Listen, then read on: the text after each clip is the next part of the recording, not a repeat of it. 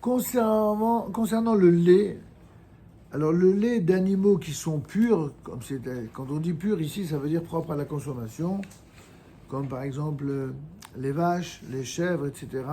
Ça s'appelle du lait qui est pur. Et donc le lait d'animaux qui sont des animaux propres à la consommation, il est toujours cachère. Évidemment, au moment où le, le pis de la vache, n'est-ce pas, ou de la chèvre, eh bien, son lait est épuisé, il est clair qu'on ne sait pas encore si la bête va s'avérer cachère ou non. Au niveau de la consommation de sa viande, mais on s'en fiche. Quand elle est vivante, eh bien, quand on retire son lait, quand on la laide, il n'y a aucun problème. Hein, c'est toujours cachère. Alors évidemment, il faut s'assurer que le lait provient bien de cette source-là et qu'il n'est pas mélangé à d'autres substances pour en avoir le cœur net. C'est pour ça que pour les plus scrupuleux, on veille à ce que le lait soit ce qu'on appelle chamour, c'est-à-dire surveillé. Maintenant, il est vrai aussi que la législation en France notamment, mais pas seulement, elle est très très rigoureuse concernant l'interdiction de mélange de lait. Et donc, selon les lois purement vétérinaires, il n'y a quasiment aucune chance d'avoir un mélange de lait pur avec du lait impur.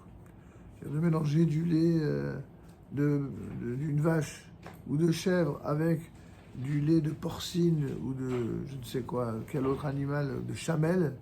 Bon, déjà, avant de trouver des chamelles en France, il faut se lever de bonne heure, mais par contre, des porcines, oui, ça, il y en a. Il y en a.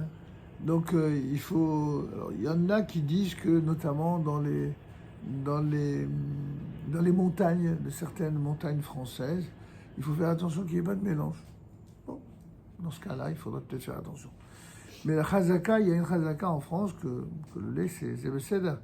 Donc ceux qui sont rigoureux, qui sont respectueux de la halakha, de la façon la plus méticuleuse, veille quand même, autant que faire se peut, à prendre du lait qui soit chameau, qui soit surveillé.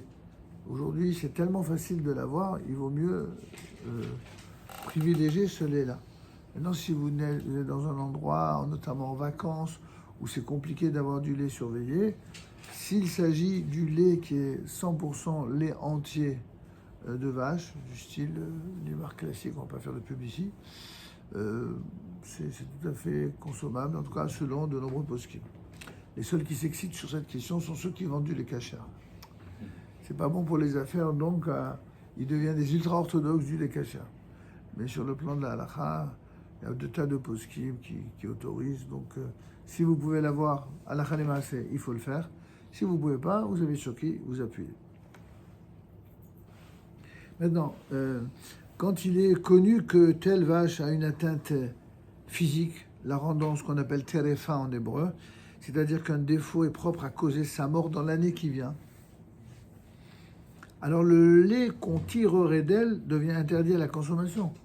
De même que si on abat sa viande, elle est interdite au titre de l'interdit de terefa. Donc tout ce qu'on a dit tout à l'heure, c'était quand on a affaire à une traite d'un lait, mais qui est d'une bête qui est pas malade, quoi, qui est en bonne santé. Mais si c'est une bête qui est malade, alors il faut se garder de traire le lait de cette vache qui serait malade. Ça va? C'est clair? Voilà. Donc on peut passer au cas suivant.